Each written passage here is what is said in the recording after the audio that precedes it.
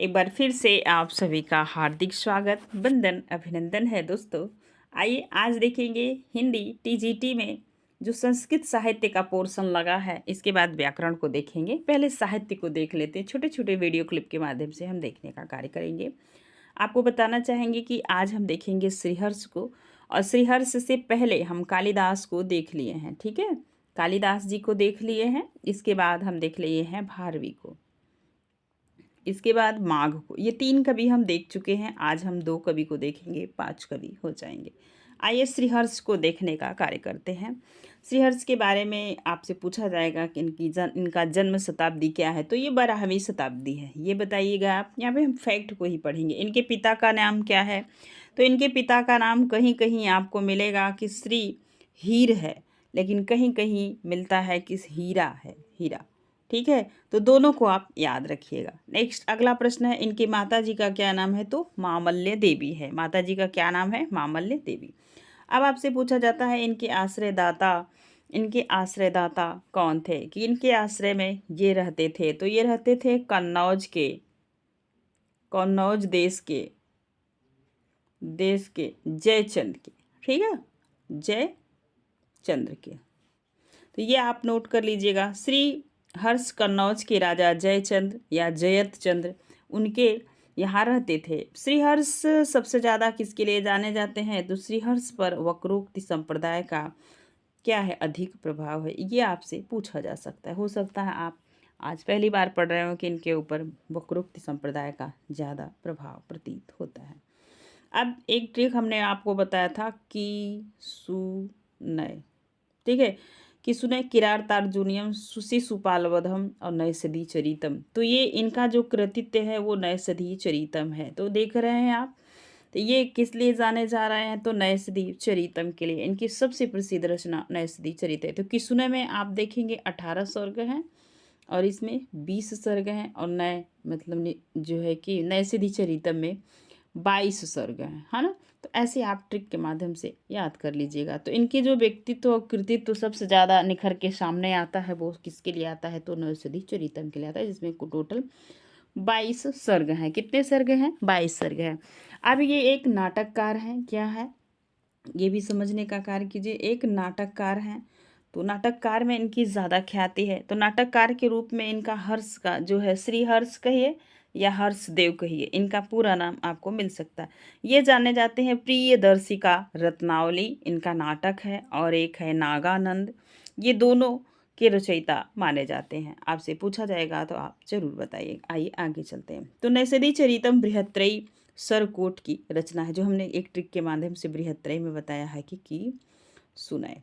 ठीक है, ये ट्रिक के माध्यम से आप याद कर लीजिएगा। आगे चलते हैं। तो इनका बृहत्त्रयी का सर्वोत्कृष्ट रचना माना जाता है, जिसमें नल दमयंती के प्रणय से लेकर परिणय तक का सांगोपांग वर्णन है। ठीक है, प्रणय और परिणय, परिणय मतलब होता है विवाह, प्रणय मतलब होता है प्रेम। ठीक, आगे चलिए। अब आपसे पूछा जाता है इनका अंगी रस क्या है, ये किस लिए प्रसिद्ध है, ये सारी चीज़ आप समझिएगा। और ये भी बताया जाता है कि जो है कि हर्षवर्धन जो थे वो थानेश्वर और कन्नौज के राजा प्रभाकर वर्धन के पुत्र और रागवर्धन के भाई थे। किसके भाई थे, तो रागवर्धन के भाई थे। आइए आप देखेंगे तो ये रस नैषधि चरितम किस रस में है, अंगी रस कौन सा है, तो ये श्रृंगार रस है। कैसा रस है, श्रृंगार रस है। नैषधि चरितम में वैदर्भी रीति की प्रधानता है। नैषधि को विद्वानों के लिए औषध रसायन माना गया है। अब औषध, किसी बीमार व्यक्ति के जीवन में पूछिए एक औषधि का क्या महत्व होता है। और वैसे ही रसायन विज्ञान से केमिस्ट्री में बहुत सारी चीज़ें बनाई जाती हैं, दवाइयाँ, ये सब। तो नैषध को विद्वानों के लिए औषध या रसायन माना जाता है। अब देखेंगे नैषध में सर्ग कथा कितनी है। तभी आपने ऊपर देखा कि टोटल कितनी सर्ग थे, तो 22 सर्ग हैं। कितने सर्ग हैं, 22। तो 22 सर्ग को हम देखेंगे नल दमयंती कथा के अनुसार किस में क्या है। पहला सर्ग है, नल और दमयंती का एक दूसरे के गुणों को सुनकर परस्पर आकृष्ट, नल का विहार, वन विहार। दूसरा है नल के आग्रह पर हंस का दमयंती के पास कुंडरीपुर में जाना, ये आप याद रखेंगे क्षेत्र का नाम। तीसरा है हंस का दमयंती के सामने नल का गुणानुवाद दमयंती को की नल के प्रति अनुरक्ति और हंस का नल के पास लौटना। चौथा है दमयंती की विकलता का भावपूर्ण वर्णन तथा भीमसेन पिता भीमसेन द्वारा स्वयंवर का निर्माण। पांचवे में है इंद्र अग्नि यम वरुण नल को दूत बनाकर दमयंती के पास भेजना।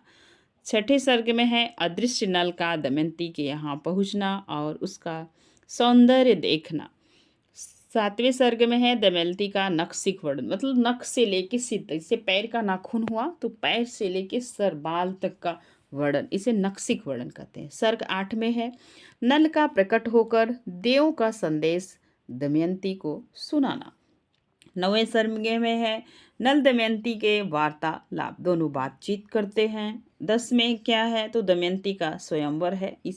अब ये पूछा जा सकता है कि किसमें नल दमयंती का शादी हुआ है, मतलब उनका स्वयंवर रचा गया है। अब देखेंगे 11 व 12 में सरस्वती के द्वारा राजाओं का परिचय दिया जाना। 13 सर्ग में है 4 देवता और नल का सरस्वती द्वारा श्लोक युक्त वर्णन।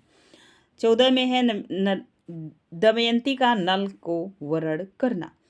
सर्ग 15 में है विवाह की तैयारी करना। ठीक है, तो क्या करना, विवाह की तैयारी करना।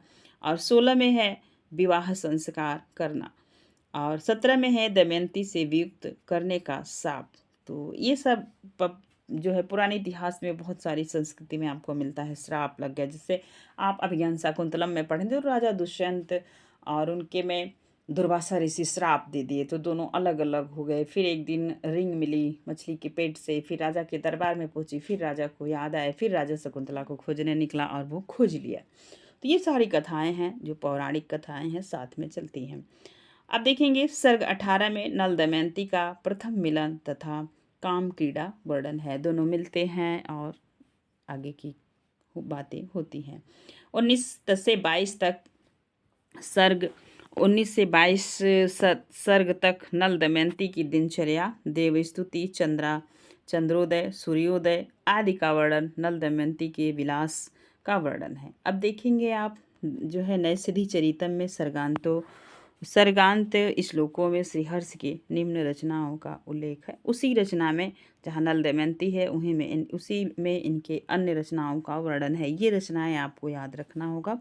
स्थैर्य विचार प्रकरण, श्री विजय प्रशस्ति, खंडन खंड खाद्य, गौर गंडौरविश, कुल प्रशस्ति, अर्णव वर्णन, छिंद प्रशस्ति, शिव शक्ति सिद्धि, नव साह सांक रचित चंपू काव्य है। तो चंपू काव्य हम उस काव्य को कहते हैं जिसमें गद्य और पद्य दोनों मिश्रित होता है। अब देखेंगे आगे। अब ये ट्रिक जिसके माध्यम से हम आपको बता रहे थे, किसी ने या किसने करके आप याद कर लीजिए। ठीक है, तो ये बृहत्त्रयी में शामिल रचनाएं हैं किरातार्जुनीयम, शिशुपाल वधम और नैषधि चरितम 18, 20, 22। ठीक है, अब आगे चलेंगे और देखेंगे हम महाकवि भास को। किसको देखेंगे? महाकवि भास को। दोनों कवि को एक ही वीडियो में देखने का कार्य करते हैं। अब भास जी को देखिएगा आगे। ठीक, चलिए देखने का कार्य करते हैं। अब आपसे पूछा जाएगा इनका समय क्या है, तो 450 ईस्वी के लगभग है। देख रहे हैं, एग्जैक्ट नहीं पता। और ये भास कालिदास के पूर्ववर्ती हैं। पीजीटी 2005 में यह पूछा गया था कि भास कब के हैं, तो ये कालिदास के पूर्ववर्ती हैं, मतलब उनसे पहले हैं। कालिदास ने मालविकाग्निमित्रम की प्रस्तावना में भास का नाम बहुत आदरपूर्वक लिया है। क्या किया है? उनका नाम लिया है मालविकाग्निमित्रम की प्रस्तावना में। संस्कृत में सर्वप्रथम एकांकी नाटक लिखने का श्रेय भास को है। भास के नाटकों में 5 एकांकी नाटक हैं। कितने हैं? तो 5 एकांकी नाटक हैं, ये आप याद रखिएगा। भास के 13 नाटक हैं। कितने नाटक हैं? तो 13 नाटक हैं। प्रतिज्ञा योगंधरायण 4 अंक है। स्वप्नवासो दत्ता 6 अंक है। पंचतंत्र में 3 अंक है। पंच में 3 है। बालचरित में 5 अंक है। प्रतिभा नाटक में 7 अंक है। अभिषेक नाटक में 6 अंक है और अविमारक में 6 अंक है। चारुदत्त में 4 अंक है। कितने अंक हैं? तो 4 अंक है। इनकी रचना को आप जरूर याद रखिएगा। चारुदत्त के बारे में दिया है, यह कथा अधूरी है। भास के मृत्यु के कारण यह नाटक पूरा नहीं हो सका। तो आपसे पूछा जा सकता है कौन सा अधूरा है। ठीक है, अब देखिए इनकी कुछ एकांकियाँ, वो आप देख रहे थे नाटक। अब है उरुभंग एकांकी है, दूतवाक्यम एकांकी है, दूत घटोत्सव एकांकी है, कर्णभार एकांकी है, मध्यम व्यायोग एकांकी है। अब आगे देखेंगे भास के और संक्षिप्त कुछ नाटकों को। भास के नाटकों की संक्षिप्त कथा प्रतिज्ञा योगंधराणम कुल 4 अंक है। इसमें उदयन की वासोदत्ता के प्रेम और विवाह का वर्णन है। दूसरा है स्वप्नवासोदत्ता, स्वप्नवासोदत्तम में 6 अंक हैं। मैत्री योगंध नारायण का वासोदत्ता अग्नि में जलकर मर गई है। क्या की है? अग्नि में जलकर मर गई है। इस प्रवाद को फैलाकर उदयन का पद्यावती से विवाह कराने का वर्णन है। पंच रात्र में 3 अंक है। इसमें यज्ञ की समाप्ति पर द्रोण एवं द्रोण ने युधिष्ठिर दुर्योधन से दक्षिणा मांगी कि पांडवों को आधा राज्य दे दो का वर्णन है। देख रहे हैं, ये सहस जो है कि आप ध्यान रखिएगा पंचरात्र में। नेक्स्ट है बालचरित। बालचरित इसमें श्री कृष्ण के जन्म से लेकर कंस वध का कथा वर्णित है। कितना कथा वर्णित है? तो उनके जो है कि मृत्यु तक कंस के। प्रतिमा नाटक 7 अंकों का है। इसमें रामायण की कथा संक्षिप्त में वर्णित है। अभिषेक नाटक, इसमें अभिषेक को देखिएगा शुद्ध कैसे लिखा जाता है, ये भी आप ध्यान रखिएगा। 6 अंक हैं। कितने अंक है? 6 अंक हैं। इसमें रामायण के किष्किंधा कांड से युद्ध कांड तक की सारी कथा संक्षेप में दी गई है। तो अभिषेक नाटक को याद रखिएगा, आपसे पूछा जा सकता है। अंत में रावण वध के पश्चात राम के राज्याभिषेक का वर्णन है। अगला देखेंगे अभिमारक। 6 अंक हैं। इसमें राजकुमार अभिमारक का राज्य कुंती भोज की पुत्री कुरंगी के साथ प्रणय विवाह का वर्णन है। पूरा आप महाभारत देख गए होंगे, लेकिन आप ये नहीं देखे होंगे कि कुंती की एक पुत्री भी थी जिसका नाम कुरंगी था। क्या था? कुरंगी। प्रणय विवाह का वर्णन है। अब देखेंगे चारु दत्त। कितने अंक है? 4। इसमें निर्धन कुंती लेकिन सॉरी, इसमें निर्धन किंतु उदार मना ब्राह्मण चारुदत्त और वसंत सेना नाम की वेश्या के साथ प्रणय का वर्णन है। इसमें भरत वाक्य नहीं है और कथा अधूरी है। क्या है? कथा अधूरी है। संभवतः भास की मृत्यु के कारण यह नाटक अपूर्ण रह गया है। ऐसा माना जाता है कि इसी नाटक के आधार पर शूद्रक ने अपना मृच्छकटिकम नामक लिखा। ये मृच्छकटिकम शूद्रक का बहुत बार पूछा जाता है, याद रखेंगे। नाटक लिखा और भास की कथा को पूर्ण किया। क्या किया? भास की कथा को पूर्ण किया।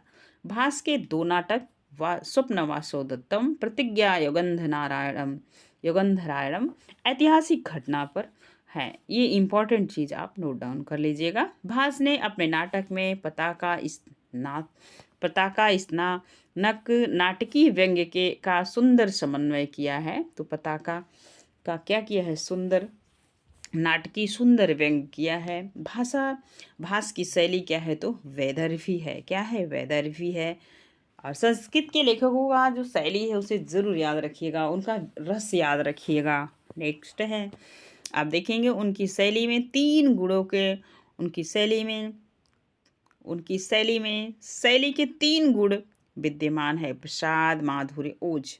भास की शैली वाल्मीकि रामायण का विशेष प्रभाव है। भास की शैली पर किसका प्रभाव है? तो वाल्मीकि रामायण का विशेष प्रभाव है। भास ने अपने नाटकों में 24 छंद का प्रयोग किया है। इनमें कुछ मुख्य छंद हैं, जैसे अनुष्टुप, मालिनी, वसंतलिका, पुष्पिताग्रा, शार्दूल विकृत, वंशस्थ, उपजाति। रस। भास के नाटकों में मुख्य रस श्रृंगार और वीर रस प्रमुख है। ठीक है, तो ये रहे आपके समक्ष भास। कौन रहे? महाकवि भास। वीडियो आपको कैसा लगा हमें कमेंट सेक्शन में ज़रूर बताइएगा, और आप किस टॉपिक पे वीडियो चाहते हैं ये भी बताइएगा। बेहतरी को याद रखिएगा। इसके बाद आपने देखा जो है कि रस इनके ये रस थे, अंगी रस इनका था, श्रृंगार था उनका, श्रृंगार और वीर दोनों था। तो श्रीहर्ष का रस पूछा जाए अंगी रस तो आप श्रृंगार बताएंगे। ठीक है, ये रहे ये संस्कृत साहित्य के पोर्शन और आपकी मांग के अनुसार हमने ये वीडियो आपके लिए उपलब्ध कराया है। यदि आपको वीडियो पसंद आएगा तो लाइक कीजिएगा और आप चैनल पे नए हैं तो चैनल को सब्स